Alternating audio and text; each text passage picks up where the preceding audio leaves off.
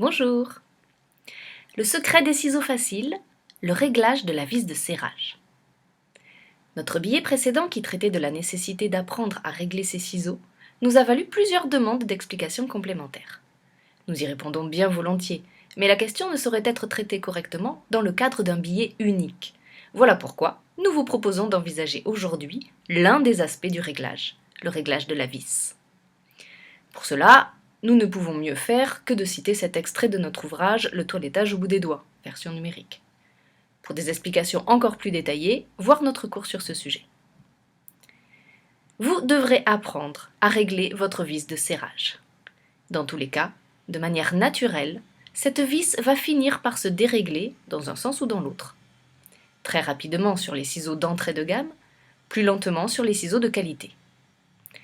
Apprenez à repérer, pour chacune de vos paires, l'angle idéal de la vis. Faites par exemple un schéma que vous collerez dans votre mallette de toilettage. Comment choisir le juste serrage?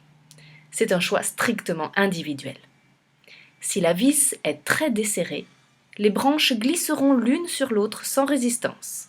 Mais pour qu'il y ait coupe, nous devrons appuyer plus fortement la branche fixe sur la branche mobile. Ou dit autrement, serrer plus fort notre index sur notre pouce. Cet inconvénient est limité en cas de serrage plus vigoureux. Mais alors, c'est le mouvement lui-même qui devient plus difficile. Il faut donc jouer entre ces deux inconvénients, jusqu'à trouver l'équilibre le mieux adapté à notre goût et à notre morphologie. En sachant que ce qui peut être un très bon réglage pour moi, peut ne pas vous convenir du tout. Pour serrer la vis, ou pour la desserrer, l'idée qui peut vous venir est celle d'utiliser un tournevis. Mais le tournevis peut se révéler un très mauvais allié. En effet, dans la plupart des cas, sa consistance sera plus dure que celle de l'acier de la vis, c'est-à-dire que le tournevis sera en mesure de déformer les bords de cette vis, qui deviendra alors inutilisable. Avec un tournevis trop fin, le risque de déformer la vis est maximum, mais il n'est pas nul même avec un tournevis plus large. Il peut même être encore aggravé si l'extrémité du tournevis se trouve plus large que celle de la fente de la vis. La seule solution à peu près sûre serait d'utiliser un acier dont le métal serait plus tendre que celui de la vis.